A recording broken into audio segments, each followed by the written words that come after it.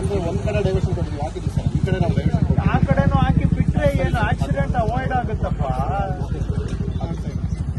ಅಲ್ಲ ಏನಕ್ಕೆ ಅದಕ್ಕೆ ಆ ತರ ಮಾಡ್ತೀರಾ ಅಂತ ಐ ಡೋಂಟ್ ಅಂಡರ್ಸ್ಟ್ಯಾಂಡ್. ಈಗ ಯಾಕೆ ಹೋಗ್ಬೇಕು,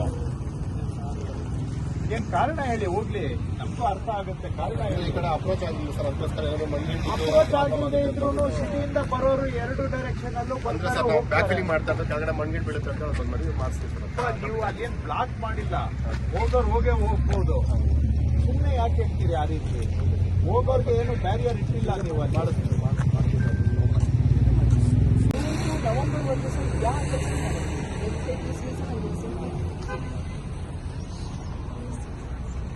ಇದೆಲ್ಲ ಕ್ಲಿಯರ್ ಇದೆ, ಮಾಡ್ಕೋಬೋದಪ್ಪ.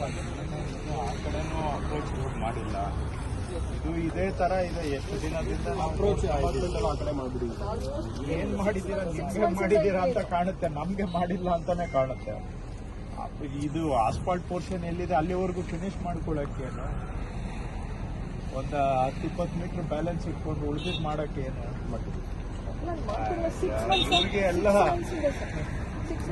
ಅದೇ ಮೇಡಮ್, ಈ ಫೌಂಡೇಶನ್ ಅಲ್ಲಿ ಓಪನ್ ಮಾಡ್ಕೊಂಡಿದ್ವಲ್ಲ ಅಲ್ಲ ರೀ, ನಿಮ್ಗೆ ಎಲ್ಲ ಪ್ಯಾರಲಲ್ ಆಗಿ ವರ್ಕ್ ಮಾಡೋದು ಇರೋವಾಗ ಒಂದಾದ್ಮೇಲೆ ಒಂದೇ ಯಾಕೆ ಮಾಡ್ತೀರಾ? ಅದೇ ಅರ್ಥ ಆಗದೆ ಇರೋದು. ಪ್ಯಾರಲಲ್ ಆಗಿ ವರ್ಕ್ ಮಾಡೋದಕ್ಕೆ ಸಾಧ್ಯತೆ ಇರುವಾಗ ಯಾಕೆ ಆದ್ಮೇಲೆ ಕಾಯ್ತೀರಾ? ಅದೊಂದೇ ಮರದಲ್ಲಿ ಕೆಲಸ ಎಲ್ಲ ಸ್ಟಾಪ್ ಮಾಡಿದ್ರು. ಎಲ್ಲ ಸರ್ ಅದೊಂದೇ ಮರ ಇದೆ, ಅದನ್ನ ನಾವು ತೆಗೆಸ್ಕೊಡ್ತೇನೆ. ಅದು ಒಂದೇ ಹೇಳ್ಬಿಟ್ಟು ರೀಸನ್ ಹೇಳಿ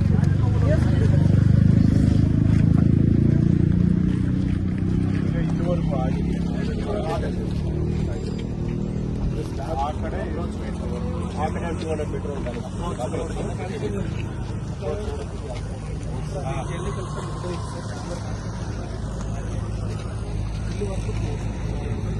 ಟರ್ನಿಂಗ್ ಅಲ್ಲಿ ಕೆಳಗಡೆ ಯಾಕೆ ಆಸ್ಫಾಲ್ಟ್ ಆಗಿಲ್ಲ? ಬೆಳಗ್ಗೆನೆ ಬಂದಿದ್ದೀರಿ ಅಂತ ಗೊತ್ತಿಲ್ಲ. 4 ಬೆಳಗ್ಗೆ ಮಾಡಬಹುದಾಗಿತ್ತು.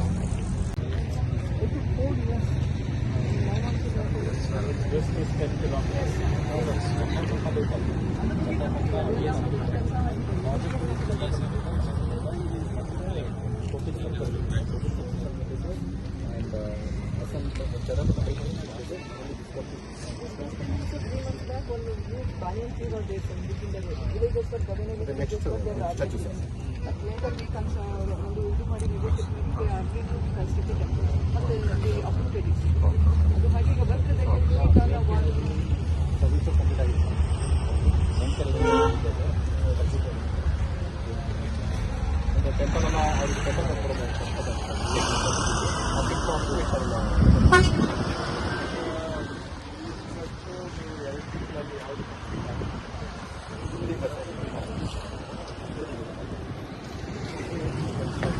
ಮುಂದೆ ಆಲ್ಮೋಸ್ಟ್ ಆಗಿದೆ ಸರ್. ಮುಂದೆ ಒಂದು